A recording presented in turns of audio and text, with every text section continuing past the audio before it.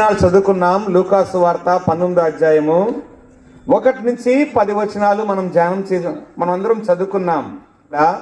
ఒక ధనవంతుడున్నాడు. బైబిల్ గ్రంథం చెప్తుంది ఒక ధనవంతుడున్నాడని.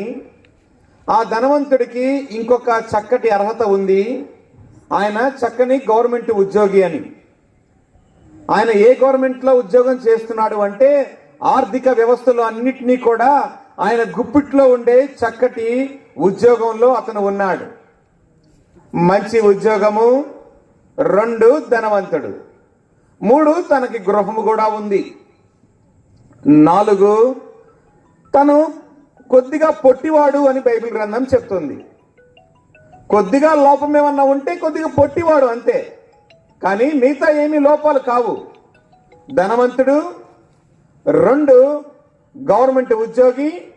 ఆ గవర్నమెంట్ ఉద్యోగం కూడా ఆర్థిక వ్యవస్థలు అన్నిటినీ కూడా చక్కగా చూసే చక్కటి వ్యవస్థలో పనిచేసే చక్కటి ఉద్యోగం. ఎంత పెద్ద ఉద్యోగం అంటే అతను ఏమైతే మనల్ని కట్టమంటాడో పన్ను, ఆ పన్ను కట్టాలి.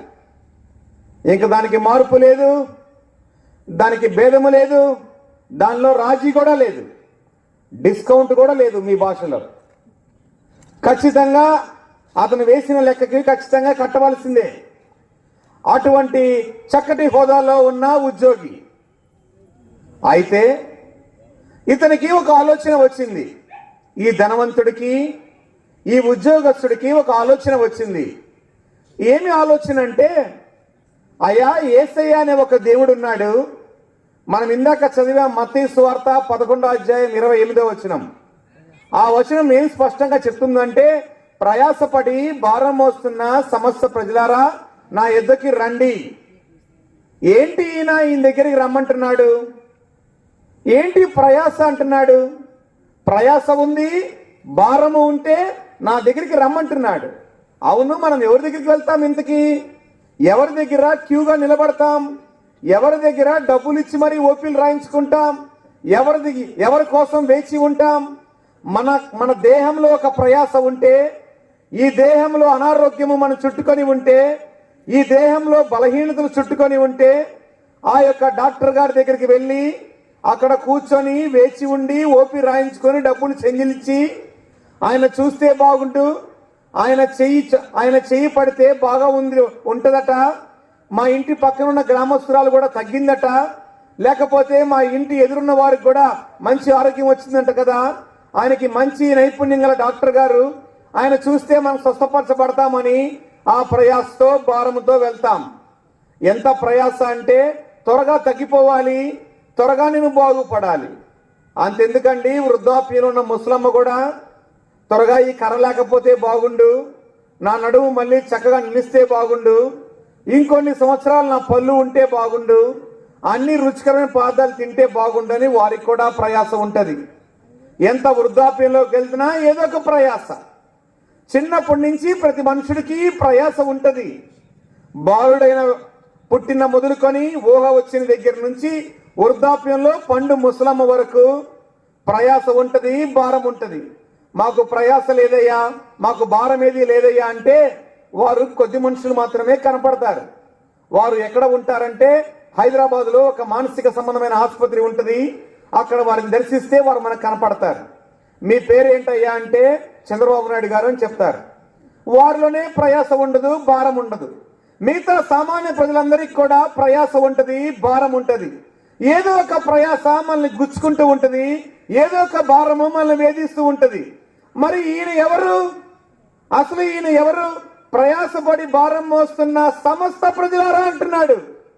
ఇందాక ఇక్కడ స్థానిక దైవజనులు ప్రార్థనలో ఏ భేదము లేదు, అందరూ రావాలి అని ప్రార్థన చేశారు. ఈ యొక్క దేవుడు కూడా ఇలాగే చెప్తున్నాడు, ఏ భేదము లేదు, సమస్త ప్రజలకి ఆహ్వానం ఇది. ఎవరిలో అయితే ప్రయాస ఉందో, ఎవరిలో అయితే భారం ఉందో వారు నా యొద్దకి రాండి అని చెప్తున్నాడు. నా యొద్దకి రాండి అని చెప్తున్న దేవుడు ఎంత ధైర్యం ఉంటే, ఎంత విశ్వాసం ఉంటే ఈ మాట చెప్పగలడు. బలహీనులకి, అనారోగ్యులకి చాలా దూరంగా ఉంటారు. గొప్పవారైనా, రాజకీయ నాయకులైనా ఎవరన్నా దూరంగా ఉంటారు. చూడండి, మనలో ప్రయాస భారం ఉన్నప్పుడు మన రక్త సంబంధికులు కూడా కొన్నిసార్లు దూరం అవ్వచ్చు, మన స్నేహితులు కూడా దూరం అవ్వచ్చు. కానీ ఈ మాట చెప్పి పిలుస్తుంది దేవదేవుడు. ఈయన ఆది యందు ఉన్న దేవుడు, అంతం వరకు కూడా ఉండే దేవుడు. ఆదియు అంతము ఆయనే అయ్యున్న దేవుడు. ఆరంభం ఆయనే, అంతము ఆయనే, ప్రారంభం ఆయనే, ముగింపు ఆయనే. మనుషుల్ని మట్టిలో నుంచి తన జీవాత్మని ఊది మట్టి బొమ్మను ఒక మనిషిగా చేసిన దేవుడు. ఈ లోకానికి మధ్యవర్తిగా వచ్చిన దేవుడు కూడా ఆయనే. ముగింపులో కూడా ఆయనే ఉంటాడు. మన ఆత్మ ఈ దేహంలో నుంచి బయటికి వెళ్ళిన తర్వాత కూడా ఈ ఆత్మ ఆయన దగ్గర నిలబడి లెక్క అప్పచెప్పవలసిందే. కాబట్టే దేవుడు ఈ చక్కటి మాట చెప్తూ ఆహ్వానిస్తున్నాడు. ప్రయాసపడి భారం మోస్తున్నారా, నా యొద్దకు రండి అని చెప్తున్నాడు. కానీ ఇక్కడ ఉన్న మనం ఇందాక చదివిన వచనాల్లో ఇక్కడ ఉన్న అతను ఎవరయ్యా అంటే జక్కయ్య అని ఒక ధనవంతుడు, జక్కయ్య అని ఒక గొప్ప ఉద్యోగి. చూడటానికి బాహ్యంగా అన్ని అందంగా బాగున్నాయే. ఉద్యోగం ఉన్నది, గవర్నమెంట్ ఉద్యోగము, ఆర్థిక వ్యవస్థ సంబంధించిన ఉద్యోగము, మళ్ళీ ధనవంతుడు. ఎవరైనా సరే ఇటువంటి ఉద్యోగి కానీ ధనవంతుడు కానీ ఉంటే ఆడపిల్ల యొక్క తల్లిదండ్రులు ఖచ్చితంగా వారి పిల్లని ఈయనకి ఇస్తారు. ఎందుకంటే ఈయనకి చక్కటి ఉద్యోగం ఉంది, ఈయన చక్కటి ధనవంతుడు. చిన్న లోపం ఏంటంటే పొట్టివాడే.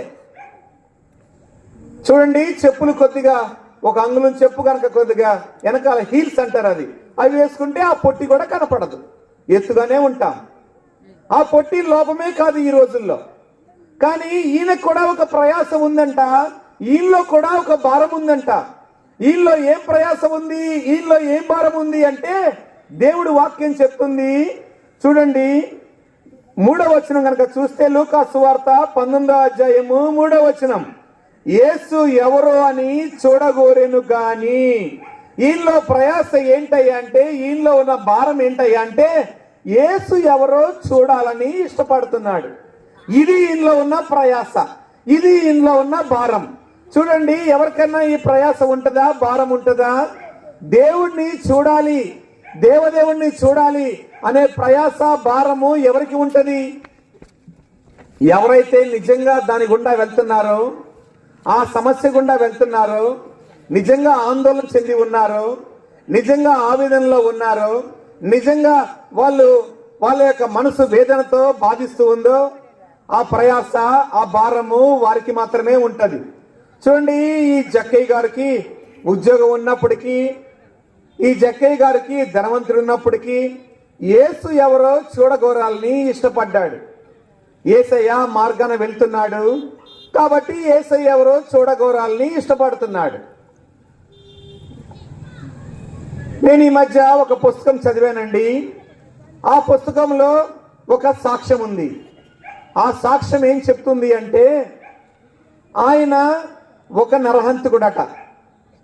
ఎంత నరహంతకుడు అంటే, ఒకరిని చంపి వారిని పొట్టకోసి దాంట్లో ఉన్న పేగుల్ని బయటికి తీసి ఆ మనుషుడి యొక్క పేగుల్ని కవర్లోకి వేసి ఆ ఇంటికే తీసుకొచ్చి వాళ్ళ భార్య దగ్గరికి వచ్చి, ఇదిగో ఇది నీ పెనిమిటి పేగులు, వండి పెట్టు తింటానని సోఫాలో కూర్చొని కాలు ఊపాడట.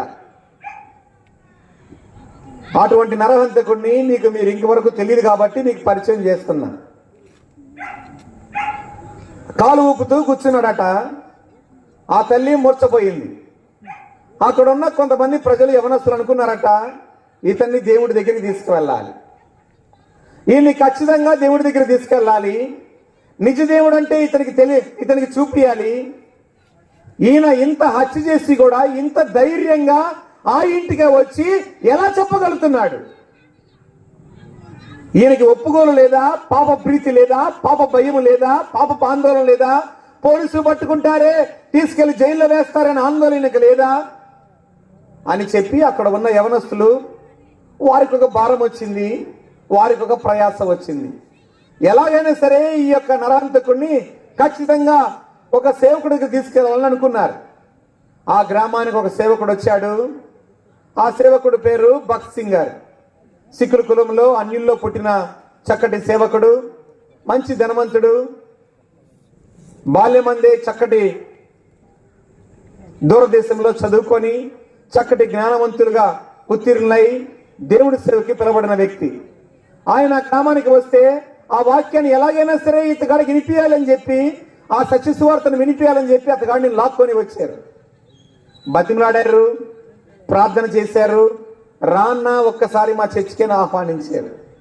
అతను అనుకున్నాడు కదా, ఈ చిన్న చీమలను అన్నేం చేస్తాయి, పెద్ద పాము కూడా అనుకుంటుంది ఈ చిన్న చీమలను అన్నేం చేస్తాయి అని. కానీ ఆ చిన్న చీమలు మొత్తం ఏకమైతే పెద్ద పామును కూడా పట్టుకెళ్తాయి. చూడండి, ఆ ధనవంతుడు నరహంతుడు అనుకున్నాడట, వీళ్ళేం చేస్తారని అనుకొని అక్కడికి వచ్చాడు. సువార్త జరుగుతుంది, దేవుడి వాక్యం ప్రకటించబడుతుంది. దేవదాసుడు, దేవసేవకుడు అక్కడ వాక్యం ప్రకటిస్తున్నాడు. ఈ నరహంతకుడు వచ్చి దూరం మీద అక్కడ గోడ ఉంటే ఆ గోడ కానుకొని కాలుపుతూ కూర్చున్నాడు. కొన్ని నిమిషాలు అయింది, కొంత సమయం గడిచింది. యవనస్తులు అతని వైపు చూస్తున్నారట, ఏం జరగబోతుందో అని. మొట్టమొదటి చెమటలు, దాని తర్వాత కుర్చీలో నుంచి దిగి గోడ కానుకోవటం మానేసి ఆ కింద కూర్చొని దాని తర్వాత సాగిల పడి దుర్లాడుతూ ఏవటం మొదలు పెట్టాడంట ఆ యొక్క నరహంతకుడు. ఆయనలో ప్రయాస ఏంటో బయటపడింది, ఆయనలో ఉన్న భారం ఏంటో బయటపడింది. ఆయన వచ్చింది జీవం గల దేవుడి సేవకుడు యొక్క సత్య సువార్త. ఆ సేవకుడు చెప్తుంది ఆ సువార్త అది ఆయనది కాదు, కానీ పరలోకంలో నుంచి వచ్చిన సువార్త. ఉత్తరం నుంచి రాలేదు, తూర్పు నుంచి రాలేదు, పడమట నుంచి రాలేదు, దక్షిణ నుంచి రాలేదు. ఇక్కడ మనం చదువుతున్న ఈనాడు పేపర్లో కానీ సాక్షి పేపర్లో కానీ పొందలేని వార్త దేవుడి సత్య సువార్తను ప్రకటించాడు. ఈ సత్య సువార్త మాట్లాడుతున్నప్పుడు ఆ యొక్క నరహంతకుడు బోర్లాపడి పశ్చాత్తాపడి తనలో ఉన్న ప్రయాస అంతా కూడా ఏడ్చి ఏడ్చి దేవుడి దగ్గర తన పాపాన్ని ఒప్పుకున్నాడట. ఒప్పుకున్న తర్వాత ఇప్పుడు ఆ నరహంతకుడు లేడండి, చనిపోయాడు. నరహంతకుడుగా చనిపోలేదు, కానీ దైవ సేవకుడుగా మారి చనిపోయాడు. నేను ఎందుకు ఈ ఉదాహరణ మీకు చెప్తున్నాను అంటే, ఇది నిజ జీవితంలో జరిగింది కాబట్టి చెప్తున్నాను. చూడండి, ఇక్కడున్న ధనవంతుడు కూడా బయటికి మంచిగా ఉన్నాడు, బయటికి ఉద్యోగం ఉన్నది, బయటికి ధనవంతుడు, అన్నీ ఉన్నాయి, సంతోషం ఉంది, ఆనందం ఉంది. కానీ ఎక్కడో ఈయనలో ఒక ప్రయాసం ఉంది, ఒక భారం ఉంది. ఆ ప్రయాస భారం ఏంటయ్యా అంటే, యేసు ఎవరో చూడగోరాలని ఆశ ఉంది. ఆ యేసు ఎవరో ఈరోజు రాత్రి మీతో మాట్లాడాలని ఇక్కడ ఏర్పరిచిన సంఘాన్ని బట్టి దేవుడి నామానికి మహిమ కలుగును గాక. ఆ యేసు ఎవరో అంటే తెలుసా? మట్టిలో నుంచి మనుషుని నిర్మించిన దేవుడు. మట్టిలో నుంచి మనుషుని నిర్మించి మనుషులోకి జీవాత్మనుది తన స్వరూపంలోకి తన రూపంలోకి మనుషుని నిర్మించుకున్నాడు. దేవుడు ఎలా ఉన్నాడో మనిషి కూడా అలాగే ఉండేటట్టు చేశాడు. ఆయన కంటే కొద్దిగా తక్కువ రూపంలో చేశాడు. బైబిల్ గ్రంథం చెప్తుంది యేసయ్య చాలా సౌందర్యం గల దేవుడని. ఆ యొక్క దేవుడి యొక్క సౌందర్యము వర్ణించలేము, వివరించలేనిదని.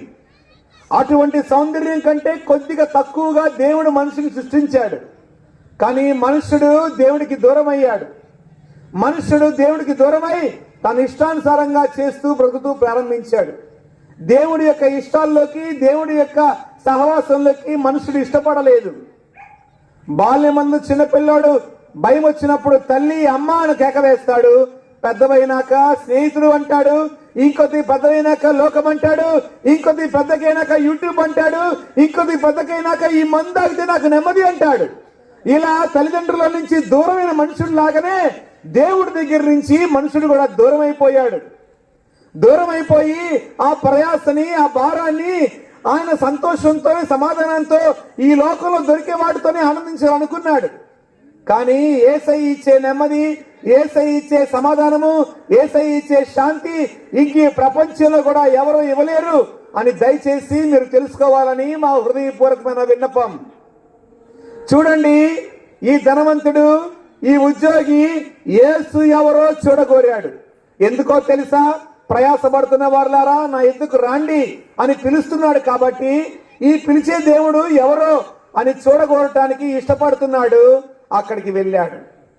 అక్కడికి వెళితే చాలా మంది చూసేవారు ఉన్నారండి. యేసయ్యని త్వరగా ఈయన చూడలేకపోయాడు. చాలా మంది ప్రజలు అడ్డుగా ఉన్నారు. కాబట్టి యేసయ్యని చూడలేక కష్టపడుతూ ఎలాగైనా యేసయ్యని చూడాలి అనే ప్రయాస ఈయనలో ఉంది. ఆ భారం ఉంది కాబట్టి దగ్గరే ఉన్న ఆ ఒక చెట్టుని వెక్కటానికి ఇష్టపడ్డాడు. ఉద్యోగి, ధనవంతుడు, చక్కటి గృహం కలిగిన వాడు, పొట్టివాడు అయినప్పటికీ ఈ 4 కూడా చెట్టు ఎక్కటానికి ఆపటానికి కావాల్సిన కారణాలు. నేను ధనవంతుని కదా, చెట్టు ఎక్కితే వీళ్ళు ఏమనుకుంటారో అనే ఆలోచన జక్కయ్యకి ఒకవేళ వచ్చుండొచ్చేమో. అయ్యో నేను ఉద్యోగిని కదా, ఈ చెట్టు ఎక్కితే నన్ను ఏమనుకుంటారో జనము అని అనుకోవచ్చేమో జక్కయ్య. అయ్యో నేను పొట్టివాడిని కదా, ఈ చెట్టు ఎక్కగలుగుతానా, ఈ చెట్టును పట్టుకొని ఎక్కగలుగుతానా, ఒకవేళ నేను పడిపోతే నా పరిస్థితి ఏంటి అని అనుకోనుండొచ్చు జక్కయ్య. నేను చెట్టు ఎక్కేటప్పుడు ఎవరన్నా పొరపాటును చూస్తే నన్ను ఏమనుకుంటారు, ఇంత గొప్ప ఉద్యోగి, ఇంత గొప్ప ధనవంతుడు, ఇదేంట్రా వీడికి చెట్టు ఎక్కుతున్నాడు, ఈ ఇన్కమ్ ట్యాక్స్ యొక్క చక్కటి ఉద్యోగంలో ఆర్థిక వ్యవస్థల్ని కంట్రోల్ చేసే ఉద్యోగి ఎందుకురా చెట్టు ఎక్కుతున్నాడు అని ఎవరన్నా తప్పుభావం చేసుకోవచ్చేమో అనే ఆలోచన జక్కయ్య గారికి వచ్చుండొచ్చేమో. కానీ బైబిల్ గ్రంథం చెప్తుంది, ఇన్ని ఆలోచనలు వచ్చినప్పటికీ చెట్టు ఎక్కడానికి జక్కయ్య ఇష్టపడ్డాడు. ఎందుకంటే ఆయనలో ఒక భారం ఉంది, ఆయనలో ఒక ప్రయాస ఉంది, యేసయ్యని చూడాలి అని. ఆ భారము ప్రయాస జక్కయ్యని చెట్టు ఎక్కించింది. చూడండి, నేను ఇందాకే మాట్లాడుతూ ఉన్నాను, యేసు ఎవరో మీతో మాట్లాడతానని. చూడండి, ఆ చెట్టుపై కూర్చున్న జక్కయ్య దగ్గరికి యేసయ్య నడుచుకుంటూ వెళ్తున్నాడు. చుట్టూ ప్రజలున్నారు, సంఖ్యలో విస్తారమైన ప్రజలు ఉన్నారు. చెట్టు కిందకి రాగానే యేసయ్య తల పైకి లేపి చెట్టు పైన జక్కయ్యతో ఒక మాట మాట్లాడాడు. ఆ మాట ఏంటో నేను మీ కొరకు చదువుతాను. యేసు ఆ చోటికి వచ్చినప్పుడు కన్నులెత్తి చూచి జక్కయ్య ఏమని పిలిచాడండి? జక్కయ్య అని పిలిచాడు. ఎందుకంటే యేసయ్య సృష్టికర్త, యేసయ్య నిర్మాణకుడు. మన దేవుడు, నేను చెప్పే దేవుడు సృష్టికర్త, నిర్మాణకుడు. మట్టిలోనే మనుషుణ్ణి జీవాత్మనిచ్చి ప్రాణం పోసిన దేవుడు. కాబట్టి ఆయనకి అన్నీ తెలుసు, మన పేరు తెలుసు, మన కదలిక తెలుసు, మన తలాంపు తెలుసు, మన ఆలోచన తెలుసు, మన మాట తర్వాత ఏం మాట్లాడతామో కూడా తెలుసు, మనం ఎక్కడ కూర్చుంటామో తెలుసు, మన పడక తెలుసు, మన నివాసము తెలుసు. ఆకాశం ఎక్కిపోయినా నా దేవుడు అక్కడ ఉన్నాడు, నేను సముద్రపు అడుగడలిపోయినా నా దేవుడు అక్కడ ఉన్నాడు, నేను చెట్టు ఎక్కినా చెట్టు కింద ఉన్నా నా దేవుడు ఉన్నాడు అని భక్తులు చాలాసార్లు ఇలా మాటలు చెప్తూ ఉన్నారు.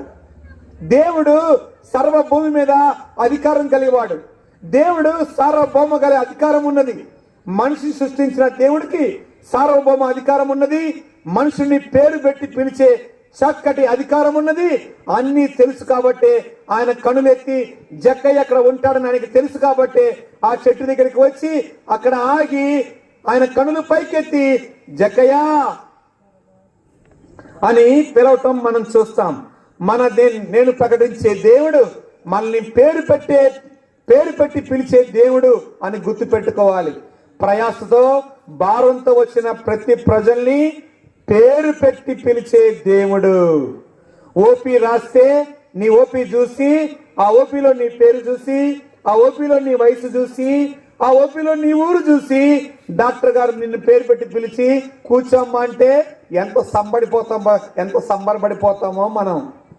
మీ ఊరు ఇదా, నా ఊరు కూడా ఇదేనమ్మా అంటే ఆహా డాక్టర్ గారి ఊరు నా ఊరు ఒకటే కావాలా అని ఎంత సంబరపడిపోతామో. కానీ దేవదేవుడే కళ్ళు పైకెత్తి జక్కయ్య అని పిలిస్తే జక్కయ్య పరిస్థితి ఎలా ఉండాలా? అర్థమవుతుందండి నేను మీకు చెప్పేది? కనులెత్తి పైకి చూసి జక్కయ్య అని పిలిచిన దేవుడు ఏం మాట్లాడాడో తెలుసా? చూడండి, త్వరగా దిగుము, నేడు నేను నీ ఇంట ఉండవలసి ఉన్నదని అతనితో చెప్పగా, అతనితో ఒక మాట స్పష్టంగా చెప్పాడు, నేడు నేను నీ ఇంటిలో ఉండవలసి ఉన్నది అని చెప్పి త్వరగా దిగు అని చెప్పాడు. ఈ మాట చెప్పింది ఎవరు? నేను ప్రకటిస్తున్న యేసు దేవుడు. చెట్టు పైన జక్కయ్య తెలుసు, చెట్టు కింద నతనయేలు తెలుసు. చెట్టు ఎండిపోతూ బాధపడుతూ అయ్యో ఇది నాకు నీడ రాలేదురా బాబు అని ఏడుస్తున్న యోనా తెలుసు. చెట్టు పైన చెట్టు కింద చెట్టు ఎండిపోతున్నా దుఃఖిస్తున్న యోనా కూడా యేసయ్యకి తెలుసు. ఎందుకంటే యేసయ్య సమస్త సృష్టికి ఆధారభూతుడైన, సృష్టికి ఆధారం ఆయననే. సృష్టి నాశనమైనప్పుడు ఆయనే ఉంటాడు. ఆయన కదలిక లేకుండా, ఆయన యొక్క స్థితిగతులు లేకుండా, ఆయన యొక్క ఉనికి లేకుండా ఏది జరగదు, జరగబోదు. ఆయన కళ్ళు ఎత్తి త్వరగా దిగు జక్కయ్య అని పిలిచాడు జక్కయ్యని. జక్కయ్య ఏం చేశాడో తెలుసా? జక్కయ్యకి వచ్చిన ఆలోచనలు ఏమై ఉండొచ్చు? అయ్యో, నేను చెట్టు పైన కూర్చున్నాను, అందరూ నన్ను చూస్తే నా పరిస్థితి ఏంటి అని ఆలోచన వచ్చుండొచ్చేమో. అయ్యో, ఇప్పుడు నేను త్వరగా దిగితే వీళ్ళందరూ నన్ను ఏమనుకుంటారో అని ఆలోచన వచ్చి ఉండొచ్చు. నేను త్వరగా దిగితే జారి పడతానేమో అనే ఆలోచన కూడా ఉండి ఉండొచ్చు. నేను అందరి ముందు దిగితే వీళ్ళందరూ ఏమనుకుంటారో అని అనుకోవడం కూడా అనుకోని ఉండొచ్చు. కానీ జక్కయ్య అనుకోవడం అన్ని పక్కన పెట్టి ఏం చేశాడో తెలుసా అండి? చూద్దాం మనం ఆయన ఏం చేశాడో. 6వ వచనం చూస్తే, అతడు త్వరగా దిగి సంతోషముతో ఆయనను చేర్చుకొనెను. జక్కయ్యలో ప్రయాస పోయింది. ఆయన్ని చూడాలి అనే ప్రయాస భారం అంతా పోయి ఈయనలో సంతోషం వచ్చింది.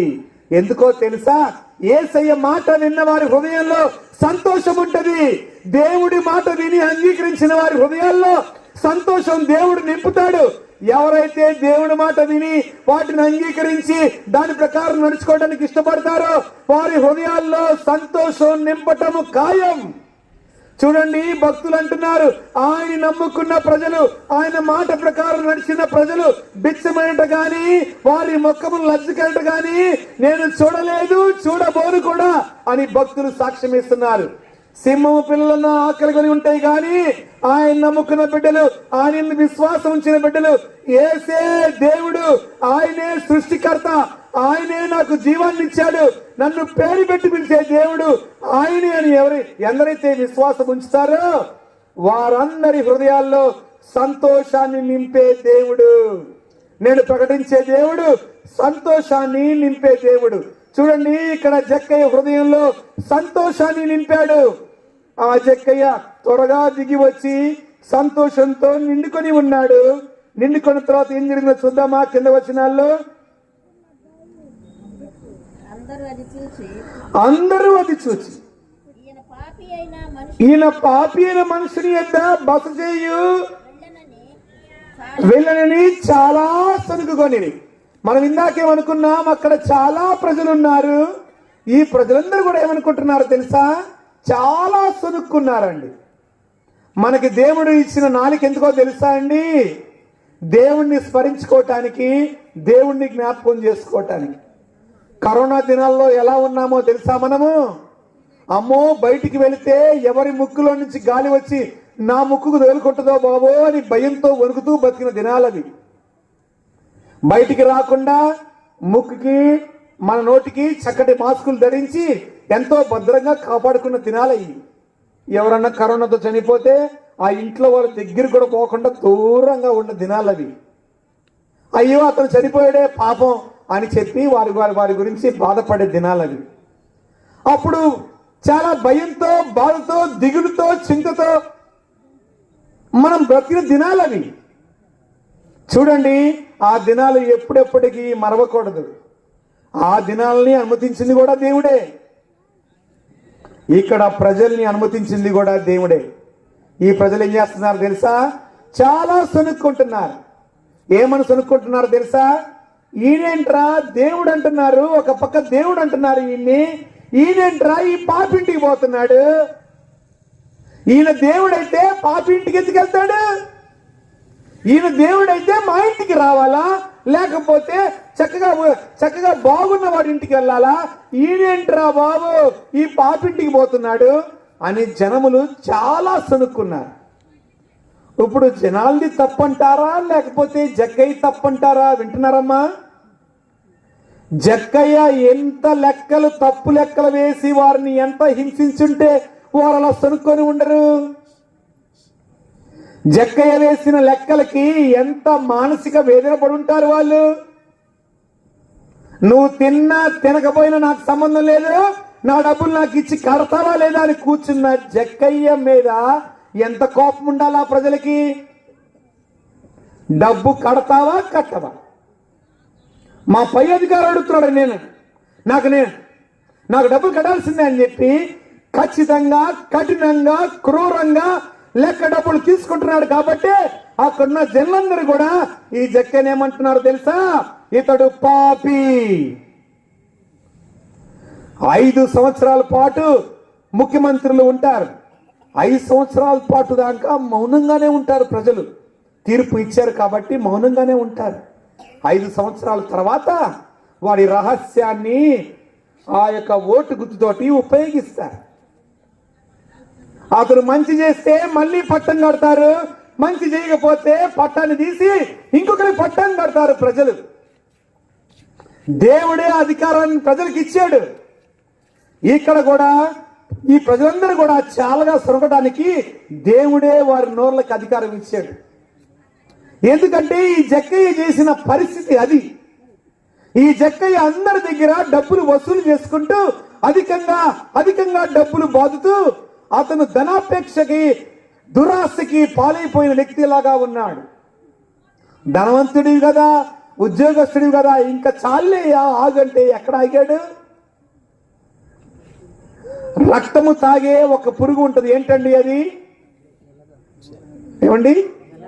జలగా. ఇంకా చాలే ఆగాయి అంటే ఆగిద్దా? అది త్రాగుతూనే ఉంటది. దాని పొట్ట పొడవండి, రక్తం అంతా బయటకు వస్తుంది కానీ త్వరగా చావదు. మళ్ళీ దొరికితే దేహం మళ్ళీ పట్టి మళ్ళీ పెంచాలనుకుంటారు. దాని పని అది, దాని వృత్తి అది, దాని పని అది. దేవుడు మనుషులు సృష్టించింది అలా పెండమని కాదు, బాధించమని కాదు, ఇతరుల్ని హింసించమని కాదు, ఇతరుల్ని వేదన గురి చేయమని కాదు. దేవుడు సృష్టించింది మానవుడిని. మానవుడే దేవుడి దూరమై ఇలా భయంకరమైన స్వనాశనానికి కారకుడైపోయాడు. ఇదే నా ప్రపంచము, ఇదే నా జీవితము, నేను ఇలాగే ఉంటాను, ఇలాగే జీవిస్తాను, ఎవరిట పోతే నాకేంటి, వాడు మనసులో నన్ను ఏమనుకుంటే నాకేంటి, నాకు గౌరవం అందరి ముందు జరుగుతుందా లేదా? జక్కయ్య కూడా బయట గౌరవం ఉంది ఉద్యోగస్తుడని, జక్కయ్య కూడా బయట గౌరవం ఉంది ధనవంతుడని. కానీ మనుషులు మాత్రం చాలా సనుక్కుంటున్నారు ఈయన ఒక పాపి అని. చాలాసార్లు గ్రామాల్లో చిన్న చిన్న వీధుల్లో పుట్టుకుంటివాడు ఉంటే పాప మా తల్లిదండ్రులు ఆయనకన్నా పేరు పెట్టారనుకోండి, ఎవరు కూడా పేరు పెట్టి పిలవడానికి ఇష్టపడరు. ఆయనకున్న లక్ష్యాన్ని బట్టి వాడి కుంటోడు ఇట్రా అని పిలుస్తారు. పేరు మర్చిపోతారు, అతని పేరు కుంటోడుగా పడిపోదు. జక్కయ్య పేరు కూడా పాపిగా పడిపోయింది. ఇక్కడ ధనవంతుడు, ఉద్యోగాన్ని ఎవరు అంటలేదు, ఆవిడ ఒక పెద్ద పాపిరా బాబు అంటున్నారు. అటువంటి భయంకరమైన స్థితిలో ఉన్నాడు జక్కయ్య. ఆ ప్రయాస ఉంది, ఆ భారం ఉంది, ఆ పాప ప్రీతి ఉంది. ఎప్పుడో ఒకసారి జక్కయ్యకి ఇవన్నీ గుచ్చుకుంటూ ఉంటేమంటారా? మానవునికి దేవుని సృష్టించిన సృష్టిలో మానవుడికి ఒక మనస్సాక్షిని ఏర్పాటు చేశాడు. మానవ దేహంలో మనస్సాక్షి అంటూ ఉంది. మీకు ఒక మంచి వార్త చెప్పమంటారా? ముందు చెడ్డ వార్త చెప్తాను, తర్వాత మంచి వార్త చెప్తాను. మానవ వ్యవస్థలో ఉన్న అన్ని అవయవాల్ని బాగు చేసే శక్తి దేవుడిచ్చాడు డాక్టర్లకి. కానీ మనస్సాక్షిని బాగు చేసే వైద్యం డాక్టర్లకి ఇవ్వలేదు. వాళ్ళ తరం కాదు. మనస్సాక్షిని బాగు చేయటం కానీ, మనస్సాక్షిని కనిపెట్టడం కానీ, మనస్సాక్షిని సరిచేయటం కానీ ఎవరి వల్ల కాదు. మనస్సాక్షిని బాగు చేసేది ఒకే ఒక దేవుడు, యేసు దేవుడు. ఆయన వాక్యం ద్వారానే ఆ మనస్సాక్షి సరిచేయబడుతుంది. జక్కయ్య మనస్సాక్షి సరిచేయబడింది. ఒకే ఒక్క మాటతో జక్కయ్య మనస్సాక్షి సరిచేయబడింది. ఆయన ఏమీ పిలవలేదు. జక్కయ్య రా, నేనే నీ ఇంటికి రక్షణ, నేడు నీ ఇంటికి రావాల్సి ఉన్నది. ఇదే మాట. ఈ మాట జక్కయ్య హృదయంలోకి దూసుకెళ్ళిపోయింది బాణంలాగా. దేవుడు వాక్యం చెప్తుంది, దేవుడి మాట అంట ప్రతి ఎముకల్లో, భూమికల్లో, ప్రతి మాంసంలో, ప్రతి ఖండంలో భూమికి దూరి అది శోధించి ప్రతి పాపాన్ని బయటికి లాగటానికి దేవుడు వాక్యానికే దేవుడు ఆ శక్తినిచ్చాడు. ఎందుకో తెలుసా? వాక్యమే దేవుడై ఉన్నాడు, వాక్యమే యేసు. కాబట్టి ఆ వాక్యంలో శక్తి యేసయ్యకు ఉన్నది. యేసే వాక్యం కాబట్టి ఆ వాక్యానికి యేసయ్య అంత శక్తినిచ్చాడు. ఈ యొక్క హృదయంలోకి, ఎముకల్లోకి, బొముకల్లోకి యేసు ప్రభువారు ప్రకటించిన మాట, జక్కయ్య నేడు నేను ఇంటికి రావాల్సి ఉంది అని చెప్పంగానే ఆ వాక్యం అతని హృదయ అంతరంగంలోకి వెళ్ళిపోయింది. త్వరగా దిగిరమ్మన్నాడు. త్వరగా దిగి వచ్చాడు. ఎలా వచ్చాడో తెలుసా? సంతోషంగా వచ్చాడు. ఎలా వచ్చింది ఈ సంతోషం ఈయనకి? మిగతా వాళ్ళందరూ చాలా సొనుగుతున్నారు, వాళ్ళకి రాలేదే ఈ సంతోషం. దేవుడు మాట్లాడేటప్పుడు, దేవుడు ఒక మాట మాట్లాడినప్పుడు ఆ మాటని బట్టి మిగతా వాళ్ళందరూ సనుక్కున్నారు, కానీ జక్కయ్యకి మాత్రం సంతోషం వచ్చింది. ఆ మాట మాట్లాడింది జక్కయ్యతో. దేవుడు మనతో మాట్లాడితే మన అంతరంగం సరి చేయబడుతుంది. దేవుడు మనతో మాట్లాడితే మన అంతరంగం శుద్ధి చేయబడుతుంది. దేవుడు మనతో మాట్లాడితే మన జీవన శైలి, మన మనస్సాక్షి కడగబడుతుంది, బాగు చేయబడుతుంది. చూడండి, జక్కయ్యలో సంతోషం వచ్చింది. జక్కయ్య దిగి వస్తున్నప్పుడు అందరూ చాలా సొనిగారు. ఈయన్ని పాపి అన్నారు. నిజంగా పాపి ఆయన. అంత ఘోరంగా అందరినీ బాధించాడు, అంత ఘోరంగా హింసించాడు. కాబట్టి జక్కయ్యకి ఆ పాపి అని పిలవటానికి అనర్హుడే. కానీ ఆ కింద వచనాల్లోకి వెళ్దాం. చూడండి,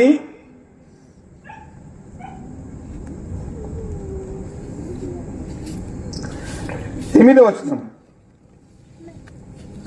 అందరూ సనుక్కున్నారు, కానీ జక్కయ్య మాత్రం సంతోషించాడు. అందరూ సనుక్కున్నారు, కానీ జక్కయ్య మాత్రం త్వరగా దిగొచ్చాడు. అందరూ సనుక్కున్నారు, కానీ జక్కయ్య మాత్రం ఈ మాట చెప్తున్నాడు. ఈ మాటను చాలా స్పష్టంగా దయచేసి వినండి. ఏమంటున్నాడు? 8వ వచనం. జక్కయ్య నిలబడి దయచేసి చదువుతారండి. మైక్ లేదమ్మా. జక్కయ్య నిలబడి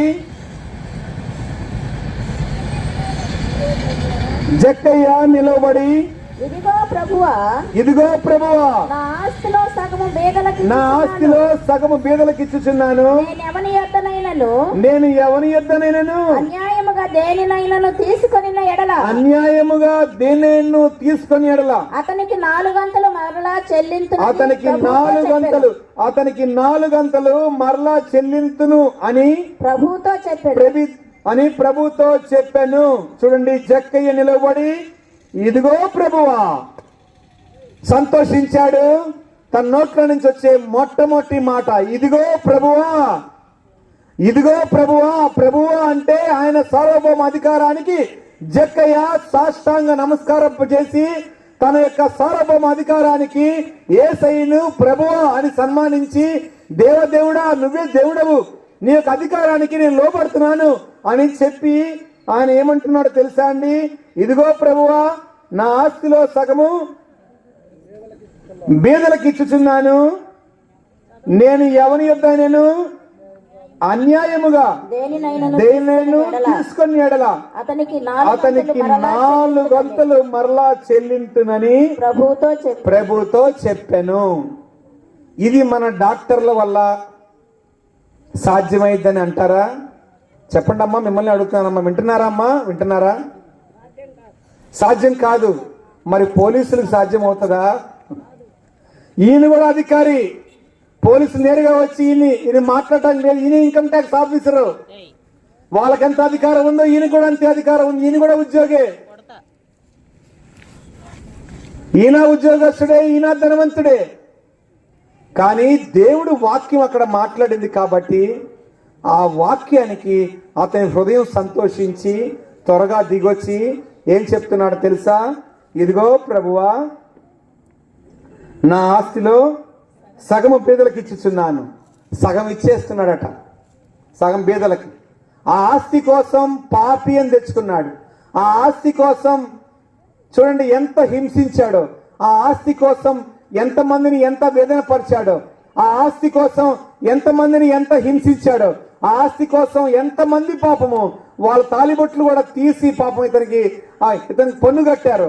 ఎంతమంది మన భాషలో మాడుకోవాలంటే ఎంతమంది యొక్క ఉసురు ఈ జక్కయ్య పోసుకున్నాడు.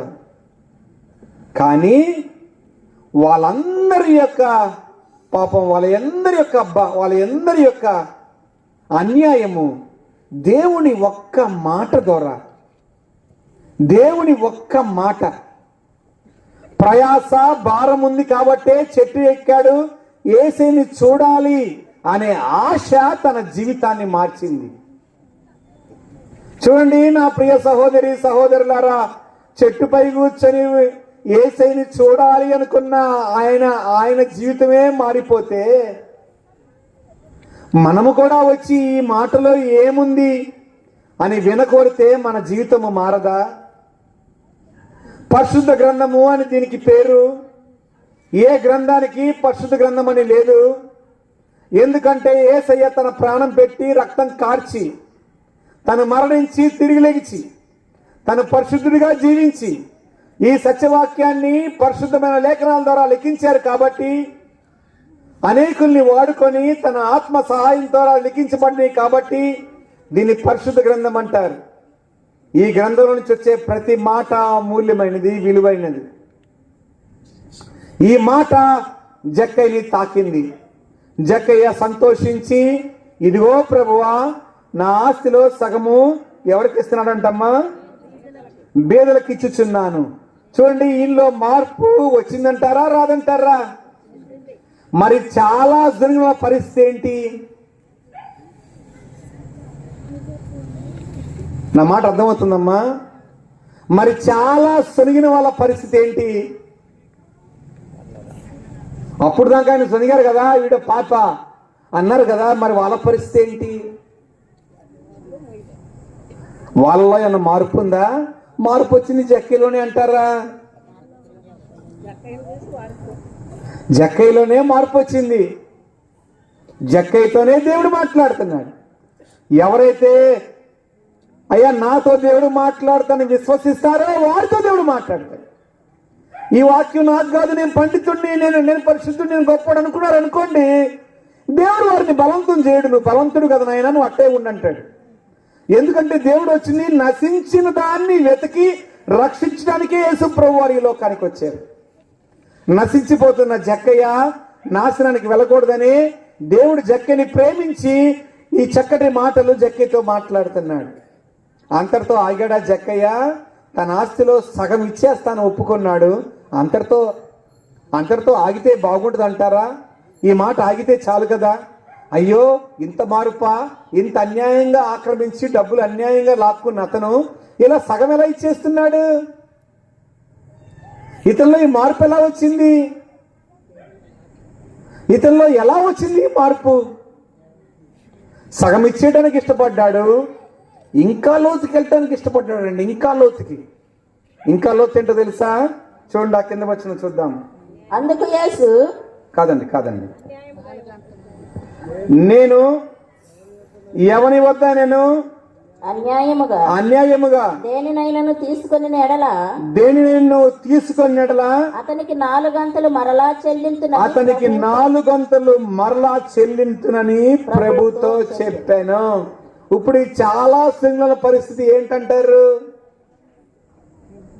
మా దగ్గర కాజేసాడు రా వీడు పాప అన్నాడు కదా, నీ దగ్గర కాజేస్తున్నానికి ఎన్ని ఇస్తా అంటున్నాడు జక్కయ్య? 4 రెట్లు. మనం చాలాసార్లు అనుకుంటాం, బాబు ఈ జీవితమే, ఈ లోకంలో ఈ జీవితమే ఉంటది, బాగా సంతోషంగా ఉందాం, హాయిగా ఉందాం, మనకేంటి డబ్బు ఉంది, ఉద్యోగం ఉంది, ఆరోగ్యం ఉంది, చాలు భవనం ఉంది, ఇంకేంటి అనుకుంటూ ఉంటాం. కానీ దీనికంటే 4 కాదు, కొన్ని కోట్ల సంవత్సరాల జీవితం పరలోకంలో ఉంది. ఈ లోకంలో మనం జీవిస్తున్న జీవితము శాశ్వత జీవితం కానే కాదు. నేను మొదట్లోనే చెప్పాను, ఆయన ఆరంభికుడు అని. ఈ ఆరంభికుడు మధ్యవర్తిగా ఇప్పుడు వచ్చాడు. మధ్యవర్తిగా ఎందుకు వచ్చాడో తెలుసా? ఆరంభికుడు మట్టిలో నుంచి మానవుడిని చేసి, ఆయన జీవాత్మను ఊదిన దేవుడు మట్టిలో నుంచి మనుషుని చేసి ఆరంభించి మధ్యవర్తిగా ఆయన ఎందుకు వచ్చాడంటే, మనుషుడు దేవుడికి దూరం అవుతున్నాడు కాబట్టి ఆయనే మధ్యవర్తిగా, దేవుడే ఆయనే మానవుడి స్వరూపాన్ని ఈ లోకానికి వచ్చి యేసుగా ఈ లోకంలో సంచరించి నశించిన దాన్ని వెతికి మళ్ళీ రక్షించటానికి మానవ రూపాన ఈ లోకానికి మధ్యవర్తిగా ఆయన వచ్చాడు. మధ్యవర్తిగా వచ్చిన దేవుడు చూడండి, జక్కయ్యని పిలిచాడు. జక్కయ్య సంతోషించాడు, అంగీకరించాడు, తన ఆస్తిలో సగభాగం ఇవ్వడానికి ఇష్టపడ్డాడు. దాని తర్వాత ఏమన్నాడు తెలుసా? నేను ఎవని యొక్క నేను అన్యాయముగా దేనిను తీసుకొన్నాడులా అతనికి 4 మరలా చెల్లించునని ప్రభుతో చెప్పాను. మరి చాలా శృంఖల పరిస్థితి ఏంటండి ఇప్పుడు? అర్థమవుతుందమ్మా నా మాట? పాపి పాపి పాపి అన్నారు కదా, మరి ఇప్పుడేమంటారు ఆయన్ని? అన్యాయంగా తీసుకున్నది 4 రెట్లు తిరిగిస్తానన్నాడు. ఇంకొకటి నా ఆస్తిలో సగం బీదలకు ఇస్తా అన్నాడు. ఇవన్నీ ఎలా అన్నాడు? బయట ఒకటి లోనొకటి అన్నాడా? మనం కూడా చేస్తుంటామే యాక్షన్.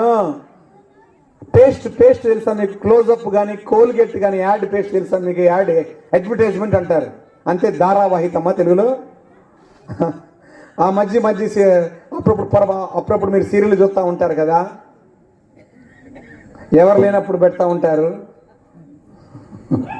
ఎవరిని వచ్చినప్పుడు చెక్ మన లేచి టీవీ ఆపుతుంటారు చూడండి. దాంట్లో వస్తూ ఉంటుంది, ఆ మధ్య కార్యక్రమంలో వస్తూ ఉంటుంది. వాళ్ళు ఏంటి అయ్యా ఈ పేస్ట్ వాడారంటే మీ పళ్ళు ఇలా తెల్లగా ఉంటాయి అని అంటారు.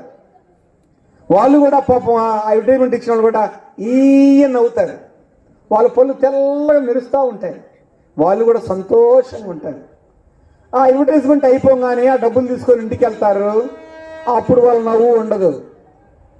పైన ఒకటి లోన ఒకటి మన మనుషుల బ్రతుకు, మన మనుషుల జీవితాలు ఎలా ఉంటాయో తెలుసా అండి?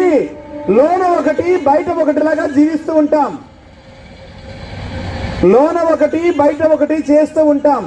చిన్న బిడ్డలు మాత్రమే వాళ్ళ బాల్యము దశ పెరిగేంత వరకు వాళ్ళకి లోపల ఒకటి బయట ఒకటి ఉండదు.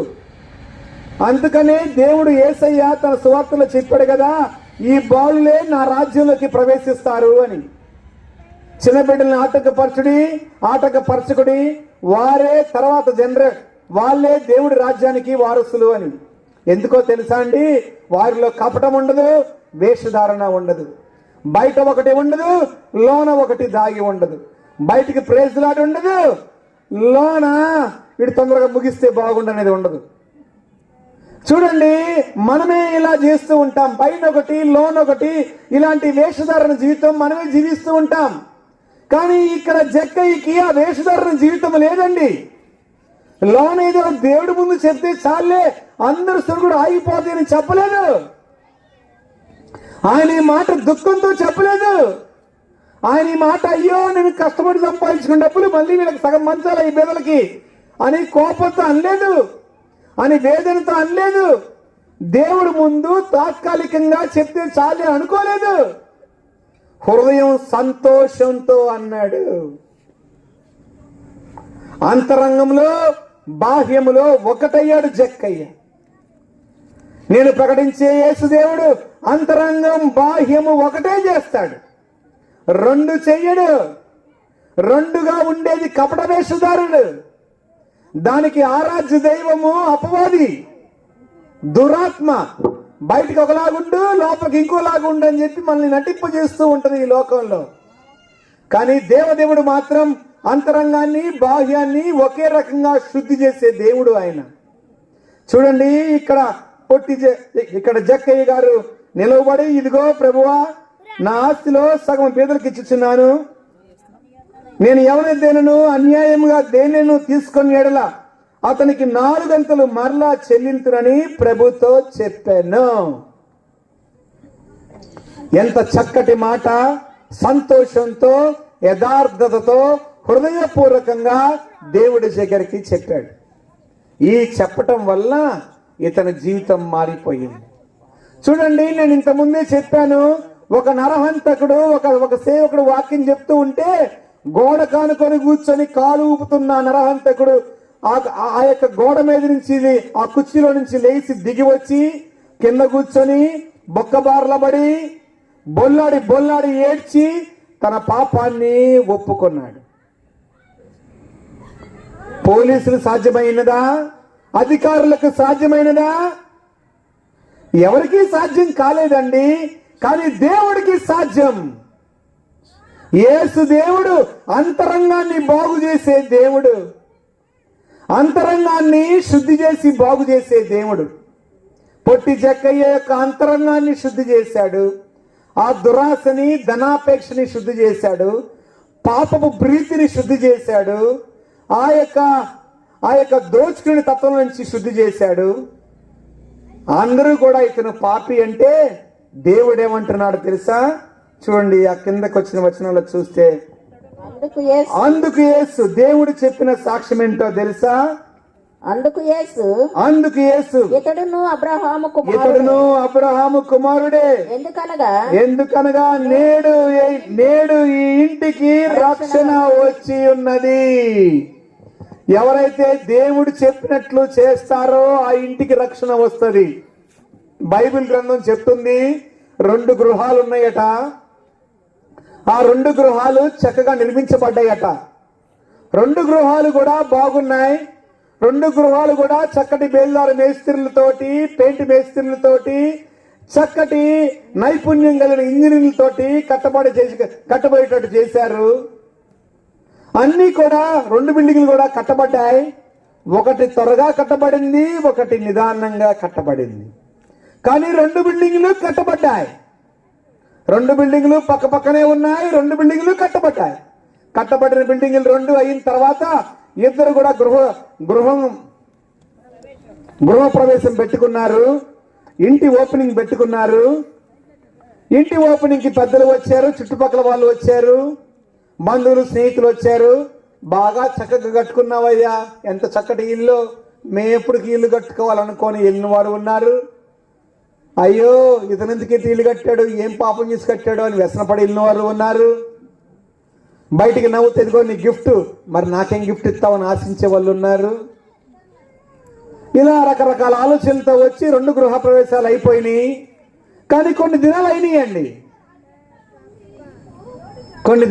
కొన్ని సంవత్సరాలైనాయి. గొప్ప వరద వచ్చింది.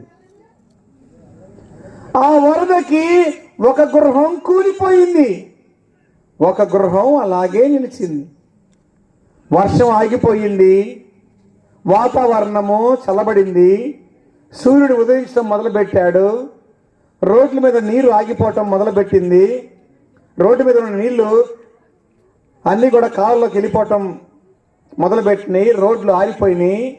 ప్రజలందరూ ఇంటి బయటకు వచ్చి, అరే 2 గృహాలకి వెళ్ళాం, ఒకటేంట్రా కూలిపోయింది, ఒకటేంటి ఉంది అని ఆలోచించడం మొదలుపెట్టారు.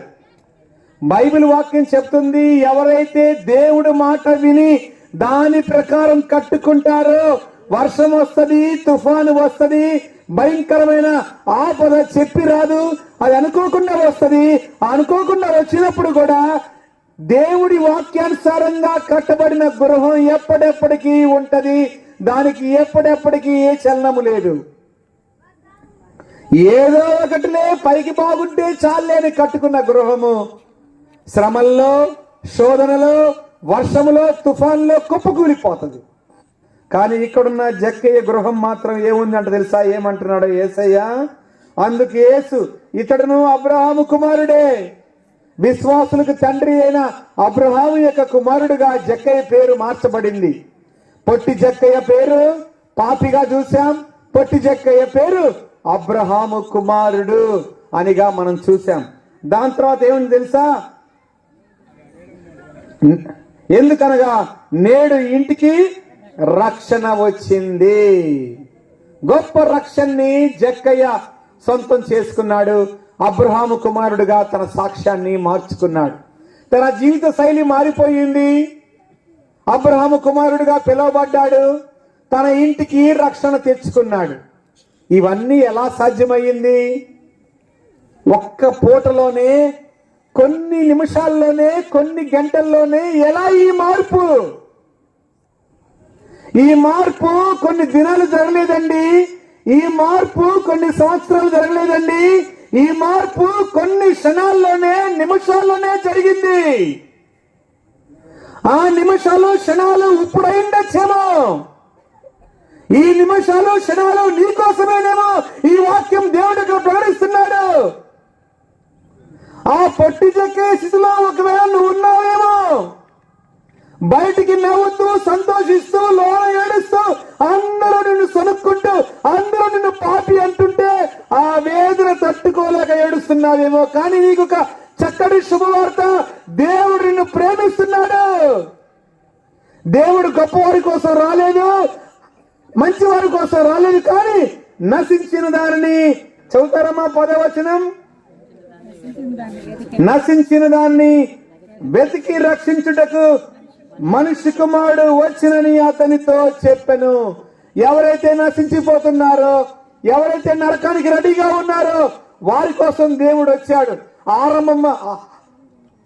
మనిషిని మట్టిలో నుంచి ఆరంభించిన దేవుడు మధ్యవర్తిగా వచ్చి చక్కటి సువార్తను ప్రకటించి నశించే వారందరినీ కాపాడి ఈ మధ్యవర్తి ఏం చేశాడో తెలుసా? సిలువలో రక్తాన్ని కార్చాడు. సిలువలో ఎలాంటి రక్తం కార్చాడో తెలుసా? అతి పరిశుద్ధమైన విలువైన రక్తాన్ని కార్చాడు. ఏ చేతులైతే మట్టి బొమ్మను తయారు చేసిందో అదే చేతులు సిలువకి మేకులు బట్టి వాళ్ళు కొడుతూ ఉంటే, రక్తం కారుతూ ఉంటే ఏమన్నారో తెలుసా? యేసయ్యా ఏమన్నారో తెలుసా?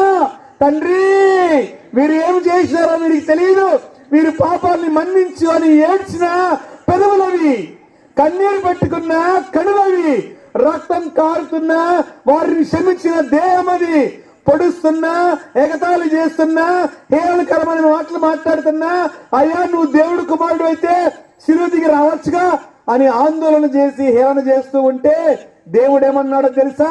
అయ్యో పాపం వీరికేమీ తెలియదు తండ్రి అని తన తండ్రి అయిన దేవుడితోటి యేసయ్య చేసిన ప్రార్థన ఏంటో తెలుసా? అయ్యో వీరు ఏమి చేస్తున్నారు, వీరికి తెలియదు ప్రభువా, మీ దయలో మీ కనికరంలో వీరిని క్షమించండి అని ప్రార్థించాడు. ఎవరన్నా ఇలా ప్రార్థిస్తారా? ఎవరన్నా ఇలా క్షమిస్తారా? ఎందుకంటే వారు నశించిపోవటం దేవుడికి ఇష్టం లేదు కాబట్టి అలా ప్రార్థించాడు మధ్యవర్తిగా వచ్చిన యేసయ్య. ఆయన రక్తం చిందించాలి. ఆయన రక్తం చిందించకపోతే మానవాళి పాపానికి క్షమాపణ లేదు, మానవాళి పాపానికి విమోచన లేదు. కాబట్టి ఆయన రక్తాన్ని చిందించడానికి ఇష్టపడ్డాడు. ఆయన దేవుడితో ఉండే సహజీవితాన్ని, దేవుడితో ఉన్న దైవ స్వరూపాన్ని, దేవుడితో యుగాలు జీవించే తండ్రి సహవాసాన్ని విడిచిపెట్టి ఈ లోకానికి భూమిలోకి దిగి వచ్చాడు. మానవుడిగా, రిక్తునిగా, దీనునిగా, దాసునిగా దిగి వచ్చాడు. ఒక వడ్రంగిగా పనిచేశాడు, బోధకుడుగా ఉన్నాడు, రబ్బీగా ఉన్నాడు, సువార్థికుడుగా ఉన్నాడు, తండ్రిగా ఉన్నాడు, గొర్రెల కాపరిగా ఉన్నాడు, ద్రాక్షవల్లిగా ఉన్నాడు. అందరికీ చక్కటి సువార్త ప్రకటించాడు. దాని తర్వాత ఏమైందో తెలుసా? ఆయన సౌందర్య రూపాన్ని సిలువకు వేలాడేటట్టు చేశారు. అయినప్పటికీ సహించాడు. సహనంతో, ఓపికతో మాదిరిగా మనకు చూపెట్టాడు. ఆయన యొక్క దేహము అతి సుందరమని మనం మాట్లాడుకున్నాం. ఆ సౌందర్య రూపం అంతా కూడా రక్తంతో చిందించబడింది. ఎందుకో తెలుసా? నీ నా పాపం క్షమించబడాలని ఆయన రక్తాన్ని చిందించాడు. సౌందర్య రూపాన్ని విడిచిపెట్టాడు. ఆ కల్వరి శిలువలో వేలాడాడు. ప్రతి ఒక్క మానవుడి పాపాన్ని క్షమించాడు. ఎలా తెలుసా? దుఃఖంతో, వేదనతో, రక్తధారాలతో, ఆకలితో ఏడుస్తూ తండ్రికి ప్రార్థన చేస్తూ ప్రతి మానవుడి యొక్క పాపాన్ని క్షమించడానికి యేసయ్య ఇష్టపడుతున్నాడు. కాబట్టి ఆయన సవాలు విసిరిన దేవుడు కాబట్టి ఆ శిలువలో అలా ప్రార్థించి ఏడ్చి ప్రతి ఒక్క మానవుడి కోసం రక్తం కార్చాడు. అయా ప్రయాసపడి భారం మోస్తున్న సమస్త ప్రజలారా నా ఎద్దుకు రాండి అని చెప్పిన దేవుడు నిజ దేవుడు కాబట్టి ఆ శిలువలో రక్తాన్ని కార్చి ప్రతి మానవుడి యొక్క పాపాన్ని నుంచి, ప్రతి మానవుడి యొక్క శాపంలో నుంచి, దోషంలో నుంచి, అతని యొక్క కుటుంబం యొక్క వ్యవస్థలో నుంచి, లోకంలో నుంచి, వ్యసనాల్లో నుంచి, చెడు సహవాసాల్లో నుంచి, దౌర్జన్యంలో నుంచి, వ్యసనాల్లో నుంచి, కులులో నుంచి, కుట్రలో నుంచి, తగాదాల్లో నుంచి, అల్లర్లో నుంచి ప్రతి ఒక్క మానవుడిని యేసు రక్తం ద్వారా కడిగి విమోచించి అతనికి మంచి జీవితం ఇవ్వాలని, ఏ మానవుడు నశించిపోకూడదని మధ్యవర్తిగా వచ్చాడు. ఇప్పుడు యేసయ్య తిరిగి అంతమైన దేవుడు మళ్ళీ తిరిగి రాబోతున్నాడు. అంతమైన దేవుడు ఇప్పుడు మళ్ళీ అంతానికి వస్తున్నాడు. లోకానికి తీర్పు చెప్పబోతున్నాడు. మిమ్మల్ని భయపెట్టాలని ఈ మాట చెప్పట్లేదమ్మా. దయచేసి నా మాట తప్పర్థం చేసుకోబాకండి. మట్టిలో నుంచి ఆరంభించిన మనిషి జీవితం, మధ్యవర్తిగా రక్తం కార్చిన మనిషి జీవితం ఇప్పుడు అంతమై వస్తున్న దేవుడు ఎందుకు వస్తున్నాడు తెలుసా? ఎవరైతే ఆయన వాక్యాన్ని విని విశ్వసిస్తారో వారందరికీ ఒక రాజ్యం ఉంది. అది మహిమ గల రాజ్యము, పరలోక రాజ్యము. ఏ నరుడు అక్కడికి వెళ్ళటానికి అర్హత లేదు. ఏ నరుడు ఉచ్చరించరాని మాటలు అక్కడ ఉండవు. ఏ నరుడు చూడలేదు, చూడబోరు కూడా నరుడు రూపంలో. అటువంటి అందమైన సౌందర్యమైన ఒక రాజ్యాన్ని దేవుడు సృష్టించాడు పరలోక రాజ్యంలో. అదే పరలోక రాజ్యం. దానిలో మన ఆధార్ కార్డు ఏంటో తెలుసా? దానిలో మన ఆధార్ కార్డు ఏంటో తెలుసా? దాంట్లో మన ఆధార్ గుర్తేందో తెలుసా? ఎందరైతే నామాన్ని విశ్వసిస్తారో, నేను పాపిని ప్రభువా నా పాపాన్ని క్షమించని వేడుకుంటారో, అదే మన ఆధార్ కార్డు.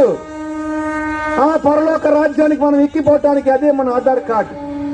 ఆ పరలోక రాజ్యంలో గృహాలకి పెయింట్ పోదు, రంగులు పోదు, గోడలకి బిట్లు పడవు, తుఫాను వచ్చినా వరద వచ్చినా కూలిపోదు. ఆ పరలోక రాజ్యం శాశ్వత రాజ్యం. ఈ దేహానికి యుగ యుగాలు సంవత్సరాలు ఉంటాయి. ఈ ఆత్మకి మరణము లేదు. దేవుడు మనల్ని మళ్ళీ తీసుకొని ఆయన రాకడలో అంతమై వచ్చే దేవుడు ఎందరైతే ఆయన నామాన్ని విశ్వసించి వారి పాపాలను ఒప్పుకొని దేవుడు వాక్యానుసారంగా నడవటానికి ఇష్టపడతారో వాళ్ళందరినీ తీసుకొని పరలోక రాజ్యానికి ఎక్కిపోతున్నాడు దేవుడు. ఆ పరలోక రాజ్యంలో మనందరితో పాటు ఆయన ఉంటాడు. ఆయన ప్రత్యక్ష దైవంగా, మనం కూడా దైవ స్వరూపంగా ఆయనతో ఉండడానికి దేవుడు ఇష్టపడుతున్నాడు. చూడండి, చక్కటి మాట కూడా దేవుడే ప్రకటిస్తున్నాడు. ఎందరైతే ఈ మాటను తృణీకరించి వెళ్తారో జాగ్రత్త సుమి, వారికి ఒక మార్గం ఉంది, అది ఘోర నరకము. ఆ నరకములో పురుగు చావదు, అగ్ని ఆరదు. ఆ నరకం అనే ప్రదేశానికి, పరలోక రాజ్యానికి పెద్ద అగాధం ఉంది. ఆ అగాధంలో నుంచి ఎవరు మిమ్మల్ని ఏ చేయరు, తప్పించలేరు. ఆ అగాధంలో నుంచి ఏ బంధువు రక్తమంది మిమ్మల్ని లాగలేడు. ఆ అగాధంలో నుంచి ఎవరు ఎవరు ఎవరు మిమ్మల్ని కాపాడలేరు. నరకంలోకి ఒకసారి వెళ్ళిపోయిన తర్వాత అక్కడి నుంచి బయటపడాలంటే అసాధ్యము, అసాధ్యము, అసాధ్యము. ఈ లోకంలో ఉన్నప్పుడే మనం దేవుణ్ణి అంగీకరించి, దేవుడి యొక్క సత్యసువార్తను అంగీకరించి, అంతరంగ జీవితము బాహ్య జీవితము ఒకటే గట్టు మనం ప్రయత్నం చేసి దేవుడితో సమాధానానికి ఇష్టపడితే, చెట్టు మీద ఉన్న జక్కయ్య అయినా, చెట్టు కింద ఉన్న నతనయ్యలైనా, చెట్టు ఎండిపోయి ఏడుస్తున్న యోనా అయినా, ఇక్కడ కుర్చీలో కూర్చున్న వారైనా, కింద వారైనా, దూరంగా ఈ శబ్ద యంత్రం ద్వారా వింటున్న వారైనా, సత్యవాక్యాన్ని ఎందరైతే అంగీకరిస్తారో దేవుని కుమారులు అని పిలుచుకోవటానికి దేవుడు ఇష్టపడుతున్నాడు. కాబట్టి ఈ ప్రశ్న మీ ముంచే ఉంచి నేను ముగింపులోకి వెళ్ళడానికి ఇష్టపడుతున్నాను. ఎవరు నశించిపోకూడదని దేవుడి ఉద్దేశం. కాబట్టి ఆయన తన ప్రియ కుమారుణ్ణి ఈ లోకానికి మధ్యవర్తిగా పంపించాడు. ఇప్పుడు అంతం రాబోతుంది. ఏ క్షణం వచ్చిందో ఎవరికీ తెలియదు, నాకు తెలీదు, ఏ దైవజనుడికి తెలియదు. అది తండ్రికి తప్పితే ఎవరికీ తెలియదు. రేపు మనది కాదు అని జీవిస్తేనే వాడు జ్ఞానవంతుడు. రేపు నాది కాదు రా బాబు, రేపు ఏమవుతుందో నాకు తెలియదు, ఈ క్షణమే నాది అనుకున్నవాడే జ్ఞానవంతుడు. ఈ క్షణమే నాది, రేపు ఏమైందో నాకు తెలియదు, రేపు ఉండొచ్చో ఉండకపోవచ్చు, దేవుడి చిత్తమైతే ఉంటాం, దేవుడి చిత్తం లేకపోతే పరలోక రాజ్యంలో కలుసుకుంటాం అనే విశ్వాసంతో ఎవరైతే ఉంటారో వాళ్ళందరినీ నశించిపోకుండా దేవుడి కుమారులుగా, కుమార్తెలుగా చేయటానికి దేవుడు ఇష్టపడుతున్నాడు. కాబట్టి ఈ సత్య సువార్తని మీరందరూ అంగీకరించాలని ఈ యొక్క చిన్న ప్రయాస చేసిన ఎంఆర్ నగర్ సంఘాన్ని బట్టి కూడా మా హృదయపూర్వక వందనాలు. స్థానిక దైవజనులు జోషువా గారికి కూడా వందనాలండి. మీ సంఘాలందరూ కూడా